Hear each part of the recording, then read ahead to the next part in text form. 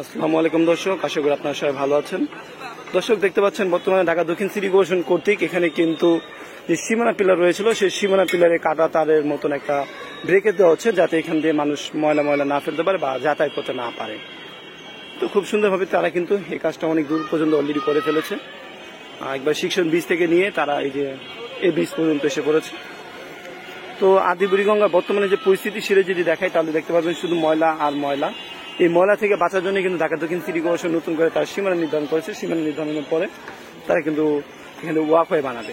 যাই হোক দর্শক, বর্তমানে দেখতে পাচ্ছেন তারা কিভাবে এই যে কাজগুলো করে সেটি এখন আমরা আজকে আপনাদেরকে দেখাবো, আমাদের সাথেই থাকুন।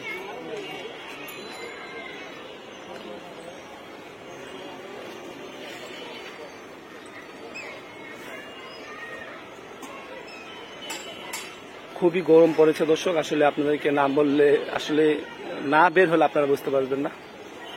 আসলে অনেক কিছুই বলে বোঝানো যায় না, সেই গরমের মধ্যে কিন্তু ভাইরা কাজ করে যাচ্ছে, দেখতে পাচ্ছেন।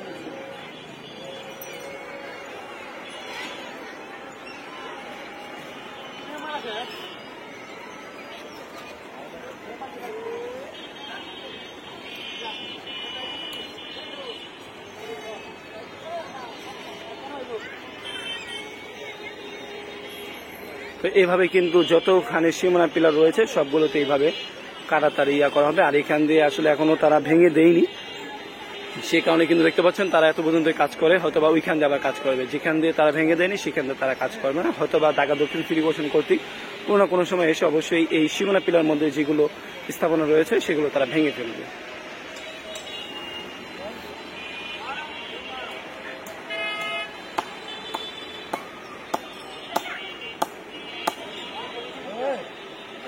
তো দেখতেছেন তারা কিভাবে লাগাচ্ছে।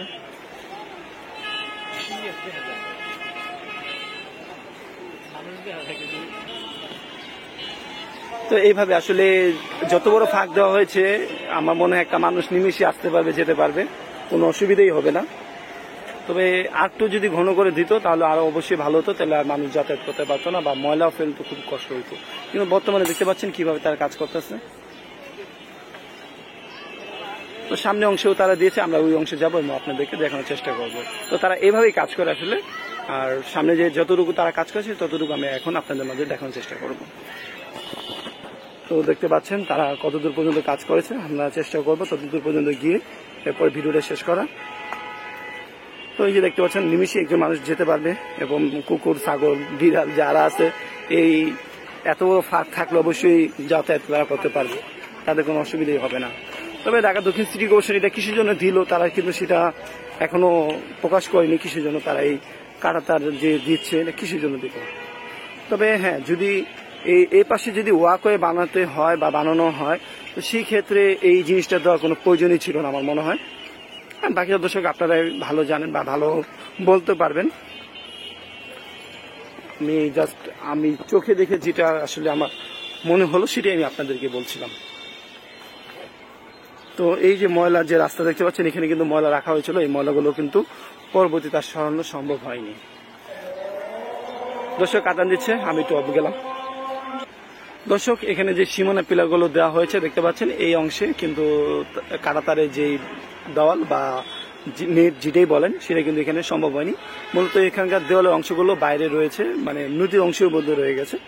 আর ওইখান দিয়ে যেখানে আসলে দেওয়া যায় সেখান থেকে কিন্তু ঢাকা দক্ষিণ সিটি কর্পোরেশন দিচ্ছে। তো দর্শক ওই শিক্ষণের ব্রিজের সামনেও কিন্তু তারা এই নেটের দেওয়ালটা দিয়েছে। আর এখান দিয়ে কিছু কিছু অংশ বাকি রেখেছে, কারণ এখান দিয়ে আসলে তাদের পক্ষে দেওয়া সম্ভব হচ্ছিল না, কারণ অনেক বাড়িঘর অংশই আসলে নদীর অংশের মধ্যে রয়ে গেছিল। আর এখানে দেখতে পাচ্ছেন তারা কাপড় দিয়েছে যাতে খুব সহজে তারা যাতায়াত করতে পারে এটা নিজ দিয়ে। তো যাই হোক দর্শক, এভাবে কিন্তু আদি বুড়িগঙ্গার কাজ ঢিলে ঢালা ভাবেই আসলে এগিয়ে যাচ্ছে। আর কাজের মানের কথা যদি বলি তাহলে 100-তে আমি 10ও দিব না, কারণ এটা যদি আমি হাতিঝিলের সাথে তুলনা করি মানে দ্বারের কাছেও নাই এই কাজের যে মান।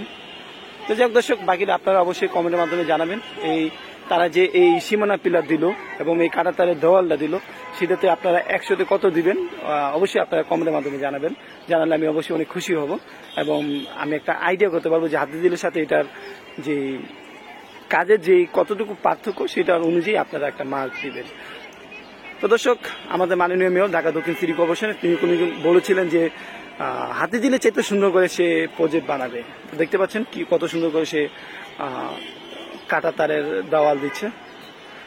যদি আদিবুড়িগঙ্গার কথা বলি তাহলে দেখেন এই যে খালও মনে হয় চেয়ে বড় হয়, যতটুকু অংশ বর্তমানে পানি যাচ্ছে।